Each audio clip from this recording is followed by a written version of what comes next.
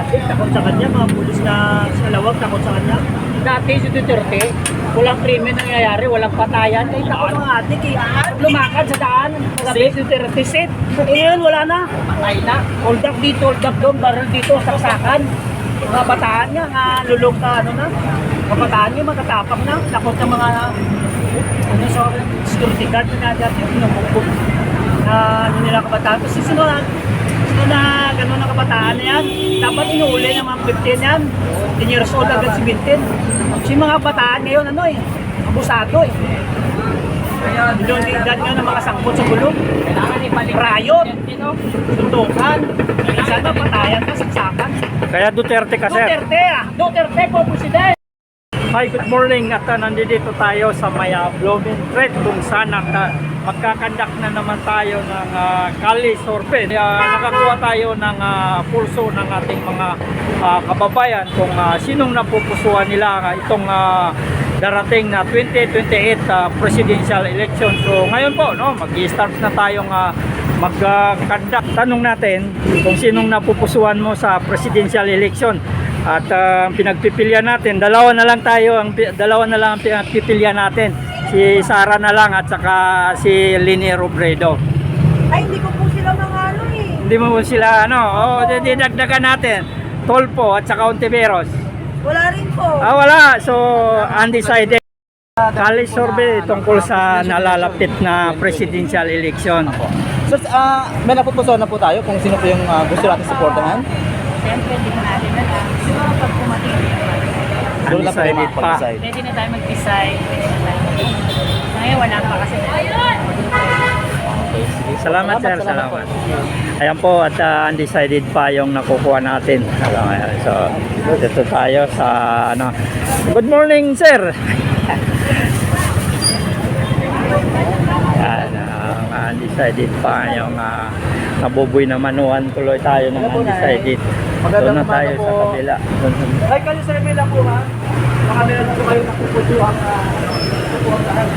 Para sa dati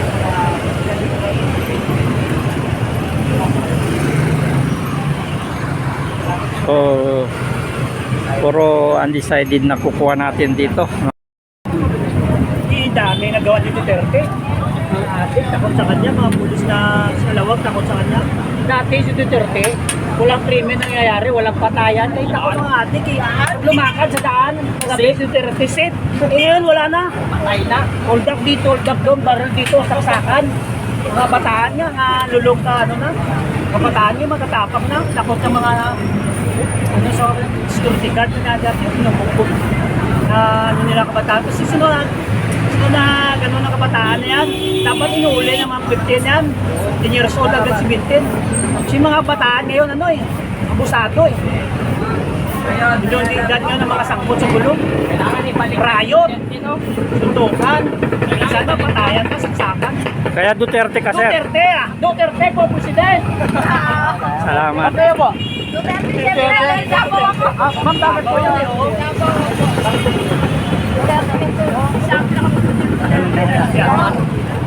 Tapos na. Yes. Solid na Davao ako eh. Kayo po, sir, baka may napupusan na kayo. Duterte din po kayo. Salamat po, Duterte. Para mabawasan na ang alam mo na. Isa lang ba yan? Salamat, sir. Salamat. Salamat. Binigyan pa ng museum eh. Ano, binigyan pa ng museum yung mga adik? Kaya nga, pare, naloka yung mga adik. Meron tayong babae. Albingan. Yung sa babae, nire-rep na ngayon. Wala na. 15 years old, nire-rep na. 2 years old. Sana, manalo si Sara. Wala na, mga lulong na sa duga, mga tao. Sana, mga paglaki mo, hindi ako. Salamat, sir. Salamat. Salamat. Kayo po, sir, baka meron kayo napupusuan. Salamat, sir. Solid tayo na, solid. Sulit tayo, Duterte. Babalik na yan, Duterte. Para mawala na yung mga ano. Wala na mga rasalit, wala na. Wala, hanggang sa uli. Hanggang sa uli. Yan, salamat tayo. Salamat. Opo. Wala talaga nagawa. Yan po, no? At dito tayo sa mga solid na ito. At doon sa na yon, solid rin, no? At ibig sabihin na landslide na rin dito. At kanina, kaya nakukuha natin ay undecided, no? At may mangilan-ngilan na Leni Robredo. Pero dito na, no? Talagang Duterte daw dito. At ito po yung ano natin, no? Kalisurvey natin dito sa may Blumentritt, mga kababayan. So, ano, presidential sa susunod na 2028, kung may napupusuan na kayo. So, pagpipilian natin, dalawa. Ang pagpipilian natin, Leni Robredo at saka Sara Duterte. Sino napupusuan mo sa kanilang dalawa, sir? Sara Duterte po. Bakit po, sir? Gusto ko ng malaking pagbabago. Ayun.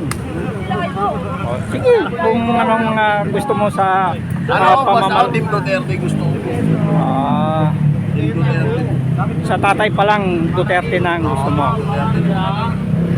Salamat, sir. Salamat. No? Ayan. Kayo, sir. Kayo, sir. Sino napupusuan ninyo sa dalawa? Sara Duterte or Leni Robredo? Duterte, sir? Bakit po, sir? Bakit, sir? Para pantay-pantay po lahat. Kasi wala na, hindi na pantay-pantay ang gobyerno sa... Para patayin na ni Duterte yung flood control. Tsaka lagi sila lang yung nagkaano.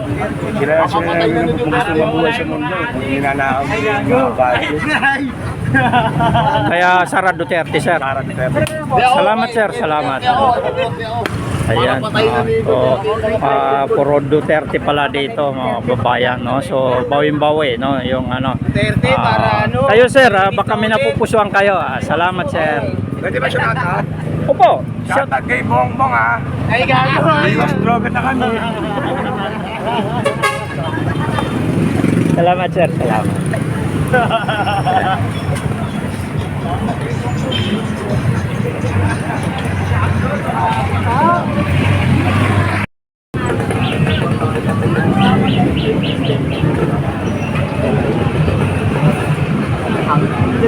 Ang tatak po kayo si Sara Duterte. Sa 2028 po, sir, may dalawa tayong pagpipilian.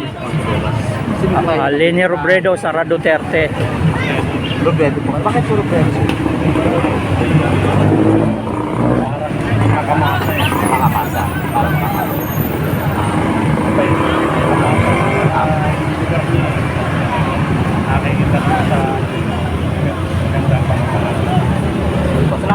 Salamat, sir.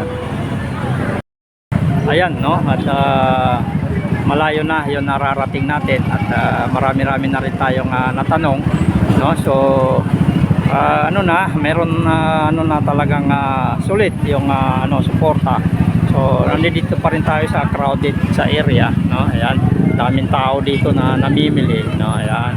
Pero karamihan na natatanong natin, no, ayaw magpa-unlock at pag inano mo pa ay undecided pa, no? Kasi ang sagot sa atin ay malayo pa yung election, no? Ayan, no? Ang daming tao dito pero mangilan-ngilan lang yung pumapayag nagpapa-unlock sa atin, nagpapa-survey. So yan po, no? At lamang pa rin yung Sara Duterte na nakukuha natin. At sumunod yung mga undecided. Napakarami ng undecided dito. So, tayo. Sir, good morning, sir. Pwedeng mag-survey sa inyo, sir? Presidential election 2028. Dalawa lang yung pagpipilian natin, Sara Duterte at saka Leni Robredo, kung sinong napupusuan ninyo. Sara Duterte or Leni Robredo, sir? Sa darating na 2028, sir. Undecided po kayo? Undecided pa. Salamat, sir. Kayo po, sir, baka meron kayong napupusuan na. Wala pa, sir. Undecided pa. Sige po. Undecided pa sila, sir. Kayo po, sir, baka may napupusuan na kayong wala pa, sir. Salamat. Kayo, sir, may napupusuan na ba kayo sa 2028 na presidente? Wala pa, undecided pa. So lamang na lamang yung undecided dito sa lugar na ito, mga kababayan. Salamat, sir. Salamat. Sir, salamat. Sir, salamat, sir, ha.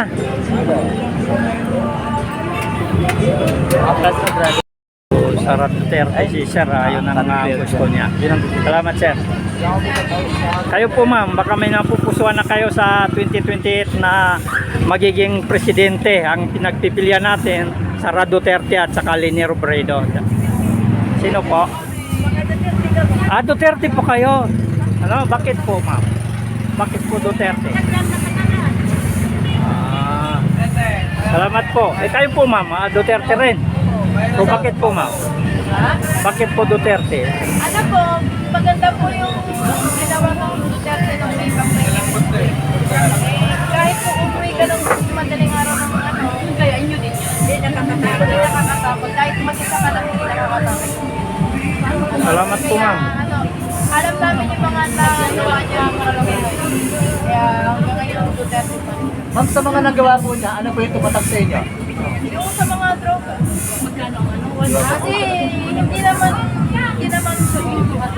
naman magkakaroon ng batayan kung ano mga tao nawawala. Kung matitino yung pag-iisip. Tama naman. At saka ang droga naman hindi naman yung sinasabi nila na pamamato lang daw ng ano yung pampagaan ng mga loob, yung pampagising ng mga kasi nababalisan yung Ba't sa kayo mo ba wala, ano ho ba, lumami mo ba yung mga adik? oo,